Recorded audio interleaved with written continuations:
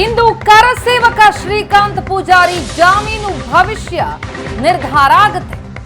ನಿನ್ನೆ ಜಾಮೀನು ಅರ್ಜಿ ವಿಚಾರಣೆಯನ್ನ ಹುಬ್ಬಳ್ಳಿ ಕೋರ್ಟ್ ನಡೆಸಿತು.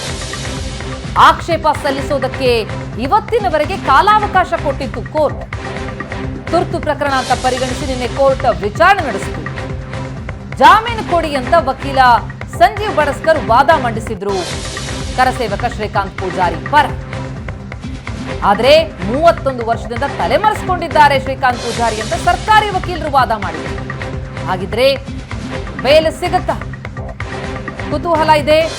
ಇವತ್ತು ಕರಸೇವಕ ಶ್ರೀಕಾಂತ್ ಪೂಜಾರಿ ಜಾಮೀನು ಭವಿಷ್ಯ ನಿರ್ಧಾರ ಆಗಲಿದೆ. ಮತ್ತೊಂದೆಡೆ ಬಿಜೆಪಿಯ ಅಗ್ರಗಣ್ಯ ನಾಯಕರೇ ಬೀದಿಗಿಳಿದು ಇದನ್ನ ಖಂಡಿಸಿ ನಾನು ಕರಸೇವಕ, ನನ್ನನ್ನು ಬಂಧಿಸಿ ಎನ್ನುವಂತಹ ಅಭಿಯಾನದ ಮೂಲಕ ಸರ್ಕಾರದ ವಿರುದ್ಧ ಆಕ್ರೋಶವನ್ನ ವ್ಯಕ್ತಪಡಿಸ್ತಾ ಇದ್ದಾರೆ. ಶ್ರೀಕಾಂತ್ ಪೂಜಾರಿಗೆ ಜಾಮೀನು ಕೊಡಬೇಡಿ ಅಂತ ಸರ್ಕಾರಿ ವಕೀಲರು ವಾದ ಮಂಡಿಸಿದ್ದಾರೆ.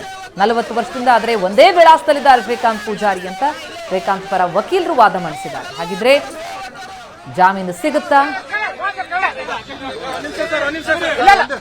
ಜಾಮೀನು ಭವಿಷ್ಯ ಇವತ್ತು ನಿರ್ಧಾರ ಆಗಲಿದೆ. ಮತ್ತೊಂದೆಡೆ ಈ ಕ್ರಮವನ್ನ ಖಂಡಿಸಿ ಶ್ರೀಕಾಂತ್ ಪೂಜಾರಿ ಬಂಧನದ ವಿರುದ್ಧ ಬಹುದೊಡ್ಡ ಅಭಿಯಾನಕ್ಕೆ ಮುಂದಾಗಿರುವಂತಹ ಬಿಜೆಪಿಯ ನಾಯಕರು ನಾನು ಕರಸೇವಕ, ನನ್ನನ್ನ ಬಂಧಿಸಿ ಅಂತ ಬಹುದೊಡ್ಡ ಅಭಿಯಾನವನ್ನ ನಡೆಸಿದ್ದಾರೆ. ಪ್ರತಿಭಟನೆಯ ಹಾದಿ ಹಿಡಿದಿದ್ದಾರೆ.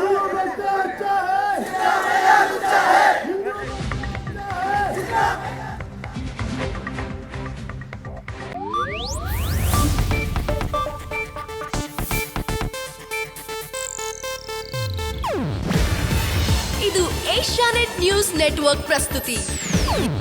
ನೀವು ನೋಡ್ತಿದ್ದೀರಾ ಏಷ್ಯಾನೆಟ್ ಸುವರ್ಣ ನ್ಯೂಸ್.